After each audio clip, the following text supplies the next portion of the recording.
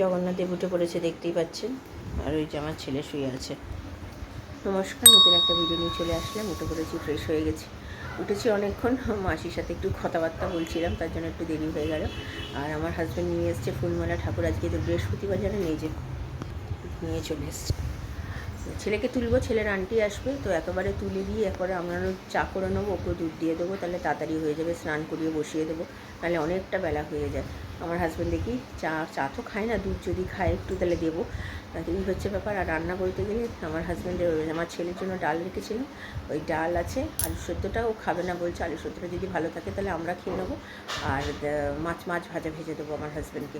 আর আমাদের জন্য ইলিশ মাছ আছে, ইলিশ মাছটা দেখি আলু দিয়ে করি কি তেল দিয়ে খাবো দেখি। আমার তো তেল দিয়ে ইচ্ছা করে, কিন্তু আমার ছেলে আবার তেল দিয়ে খেতে চায় না, এটাই হচ্ছে প্রবলেম। তো দেখি তাহলে আলু দিয়েই, মানে এত ছোটো মাছ তো আলু দিয়ে করলে কিছু পাওয়া যায় না, ওর জন্যই আমি করতে চাই না।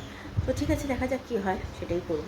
তো চলুন। আর রাত্রির জন্য একটা তরকারি করতে হবে। এখন কী তরকারি করব আমি? ঘুগনি দিয়ে তো 2 দিন চালালাম, তাও একটু ঘুগনি রয়েছে। আমি মাসিকে বললাম নিয়ে যাও, এটা আর কেউ খাবে না। আমার হাজব্যান্ড তো খাবেই না, ছেলেও খাবে না, আর আমি আর কত খাবো, খেয়েছি অনেক। তো যাই হোক, তো দিয়ে দিই মাসিকে, মাসি নিয়ে চলে যাক।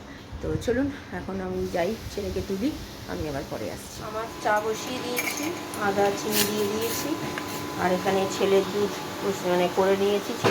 ছেলেকে তুলে দিয়েছি, মাসি ওখানে জামা কাপড় কাচ্ছে। আমার হাজব্যান্ড বললো খাবে না, আর এখানে নতুন করে দুধ জল দিতে বসিয়ে দিয়েছি।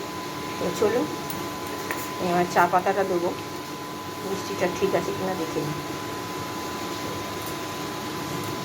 একদম ঠিক, চা পাতা দিয়ে দিয়েছি। তো ভালো করে ফোটাই, তাহলেই হয়ে যাবে। চলুন, ভালো করে ফুটিয়ে নিই।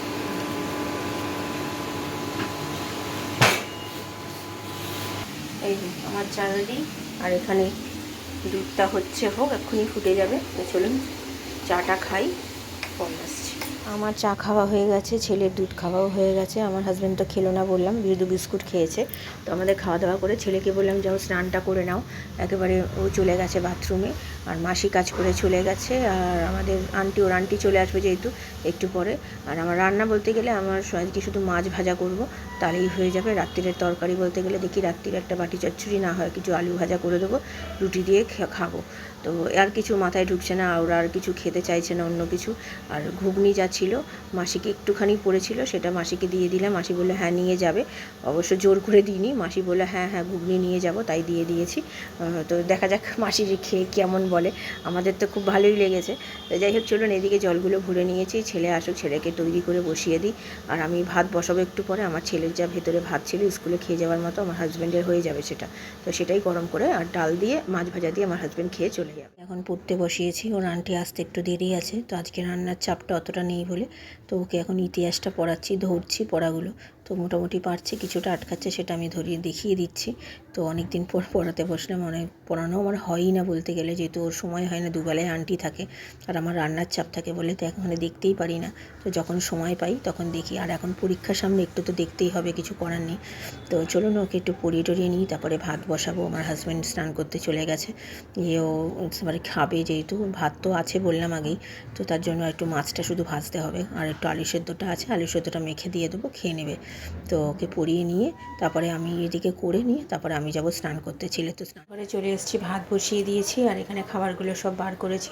হাজব্যান্ডের জন্য আমি আলু সেদ্ধটা যেটা ছেলের জন্য রেখেছিলাম মেখে দিচ্ছি, তেল ছাড়া নুন আর লঙ্কা দিয়ে মেখে রেখে দিয়ে এবার আমি খাবো জল খাবার। ছেলে তো আন্টির কাছে পড়ছে, ও আর কিছু খাবে না, দুধ বিস্কুট খেয়ে বসেছে। তো পাউরুটি ছিল ভেতরে, বাসি হয়ে যাচ্ছে, তাই 4টে পাউরুটি করে নিলাম।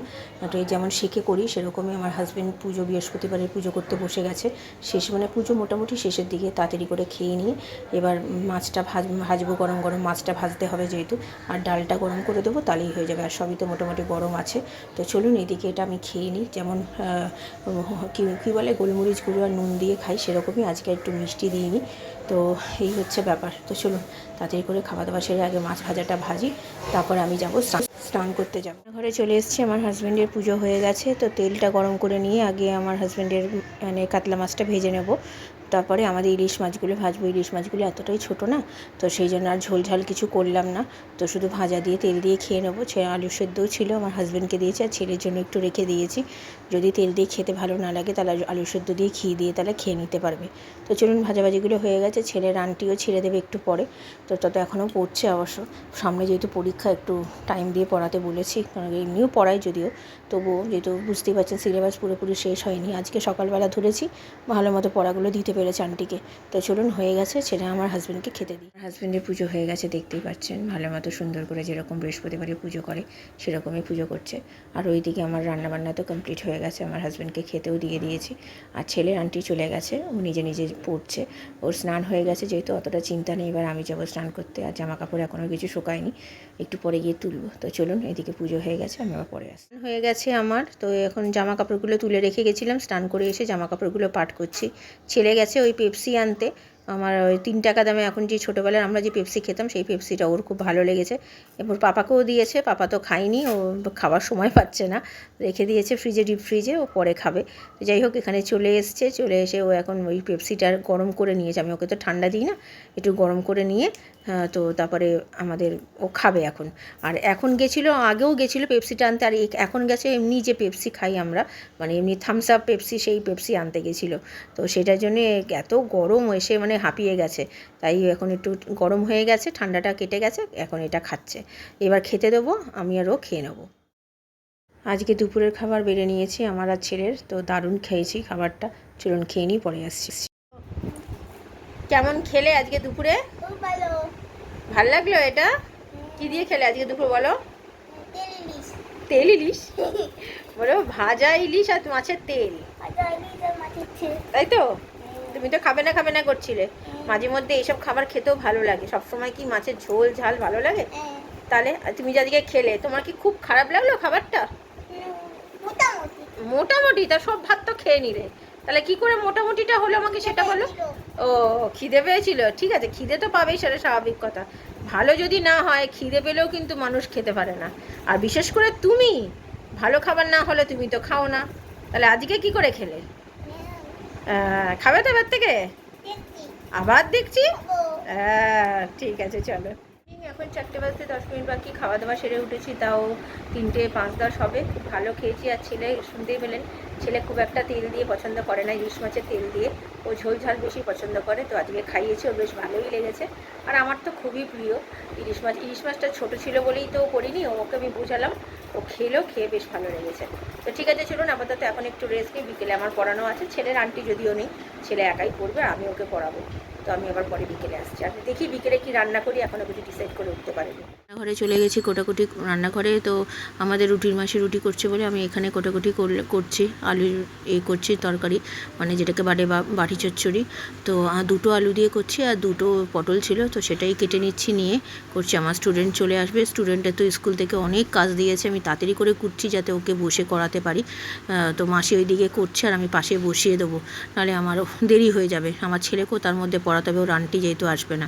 আমার হাজব্যান্ড একটু পরেই, আমার যে কোটাকুটি হয়ে যাবে তারপরে আসবে, মানে এসে যাবে, এসে আবার বেরিয়ে যাবে আবার কাজেতে। জানেন তো, প্রত্যেক দিন সন্ধেবেলা একটু আসে, তো তাই সেটাই আসবে। তো বাইরে থেকে খাবার খাবো ভেবেছিলাম, আমার ইচ্ছেও করলো না, সেই জন্য বাড়িতেই করে ফেললাম, এই যে বসিয়ে দিলাম খাবার। পড়াতে বসেছি, দুজনকেই পড়াচ্ছি, আমার ছেলেকে আর আমার স্টুডেন্টকে স্কুলের কাজ দিয়েছে, ওর মা মোবাইলে আমাকে পাঠিয়ে দিয়েছে। তো মোবাইলে দেখে ওই কোশ্চেনটা লিখতে বলছি, ওর লিখতেও একটু সময় লাগে, ও তারপরে ওকে অ্যান্সারটা ও নিজেই করবে, তো ওকে দেখাতে হবে। তার আগে আমি ছেলেকে পড়াগুলো ধরে নিচ্ছি, আর ও ততক্ষণ কোশ্চেনগুলো লিখছে। আমার হাজব্যান্ড এসেছিলো, এসে বেরিয়ে গেছে, আর মাসি রুটি করে দিয়ে চলে গেছে, আর আমার তরকারিটাও হয়ে গেছে। তো চলুন এদেরকে পড়িয়ে নেওয়ার পরে উঠে তোমার জামা কাপড় ভেজাবো, গ্যাসটাও একটু পরিষ্কার করতে হবে, যেহেতু আজকে তরকারি করেছি, একটু তো নোংরা হবেই। তো ঠিক আছে, চলুন এইসব কাজগুলো সারি। তো আজকে বেশ ভালো গরম আছে, দুদিন একটু ঠান্ডা ছিল, আজকে কিন্তু বেশ ভালো গরম আছে। দেখা যাক আবার কবে একটু বৃষ্টি হয়। তো চলুন এগুলো করে নিয়ে আমি আবার পরে আসছি, চলুন। আজকে আমার হাজব্যান্ড তাড়াতাড়ি চলে এসছে, তো দেখলাম এঁচোড় আনতে বলেছিলাম, তো এঁচোড় নিয়ে এসছে আর চানাচুর এইসব জিনিস নিয়ে এসছে। চানাচুর অনেক দিন ধরে আমাদের খিদে পায় বিকেলবেলা আমার ছেলেটার, তো তার জন্য মুড়ি দিয়ে খাওয়ার জন্য এনেছে। আর এখানে আমি কেটে রেখে দিচ্ছি, কালকে সকালবেলা নিরামিষ, যেহেতু নিরামিষে দুবেলা কালকে ভাতই খাওয়া হবে। কালকে আর রুটি খাবো না, এঁচোড় দিয়ে না ভাতই ভালো লাগে, রুটি ভালো লাগে না, তো তার জন্য দুবেলার জন্য আমি ভাতই করব। তো তাই চালটা এখনও ভেজাইনি, আমার স্টুডেন্টকে ছাড়লাম 8:45, তো ওর স্কুলের কাজ ছিল, সেইগুলো করালাম, ছেলেকেও পড়ালাম, করেই জামা কাপড় ভেজানো হয়ে গেছে আর আমার গ্যাসও পরিষ্কার হয়ে গেছে। খাওয়া দাওয়া হয়ে গেছে অনেকক্ষণ, এখন বাজে 12টা 5। তো আমার হাজব্যান্ড একটু ঘুমিয়ে পড়েছিল, সকাল থেকে খাটাখাটনি করে, তো এখন একটু তাড়াতাড়ি এসছে আজকে, একটুখানি টিভিটা দেখে বন্ধ করে শুয়ে পড়েছে, ঘুমিয়ে পড়েছে। তো আমাদের এসিটা চালিয়েছি, আজকে একটু গরম গরমও আছে, দুদিন বেশ ভালো ঠান্ডা ঠান্ডা ছিল। তো যাই হোক, খুব ভালো খেয়েছি রাত্রিরে। আমার ছেলের তো খুব একটা পছন্দের খাবার নয়, সেটা তো জানেন, তাও খেয়ে নিয়েছে মোটামুটি। আর আমাদের রুটি দুটো মতো বেঁচেছে। তো আমার রুটি বেশি হয়েই যায়, যতই কম করাই না কেন আমার রুটি বেশি হয়ে যায়, জানি না কেন এরকম হয়। খুব রেয়ার হয় যে আমার রুটি থাকে না, মানে রুটি শেষ হয়ে যায় দিনের দিন। তো যাই হোক, থাকলে কালকে একটু রুটি কম করার, ওরা কালকে তো রাত্রিরে দুবেলার জন্যই ভাত করব। আমার হাজব্যান্ড মানে এঁচোড় দিয়ে রুটিটা খুব একটা পছন্দ করে না, আর আমারও খুব একটা ভালো লাগে না, আর আমার ছেলের কথা তো বাদই দিন।